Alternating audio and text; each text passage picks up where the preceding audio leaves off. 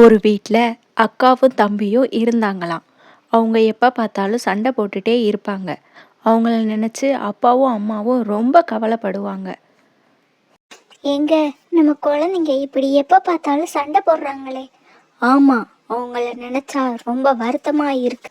அதை ஒரு பேய் கவனிச்சுக்கிட்டு இருந்துச்சு.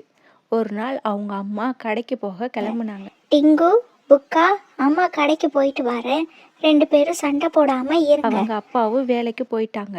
அப்போ அக்காவும் தம்பியும் மட்டும் தனியாக இருந்தாங்க. 2 பேரும் வெளியில் விளையாட போனாங்க. கொஞ்ச நேரத்திலேயே 2 பேருக்கும் சண்டை வர ஆரம்பிச்சிருச்சு. அதை பார்த்த அந்த பேய், நிறுத்துங்க. எப்ப பார்த்தாலும் சண்டை போட்டுக்கிட்டே இருப்பீங்களா? உங்களை நினைச்சு உங்க அம்மாவும் அப்பாவும் ரொம்ப கவலைப்படுறாங்க. இனிமேல் 2 பேரும் சண்டை போட்டீங்கன்னா உங்களை நான் டைனோசர் பேய்கிட்ட விட்டு கடிக்க வச்சிருவேன். அப்படின்னு சொல்லிட்டு மறைஞ்சிருச்சு. அப்புறம் அக்காவும் தம்பியும் ஒத்துமையாக விளையாட ஆரம்பிச்சாங்க. இனிமே நீயும் நானும் சண்டையே போடக்கூடாதுடா. ஆமாக்கா, இனிமே நாம சண்டை போட வேணாம். அப்பாவும் வீட்டுக்கு வந்து 2 பேரும் விளையாடுறத பார்த்து ரொம்ப சந்தோஷப்பட்டாங்க.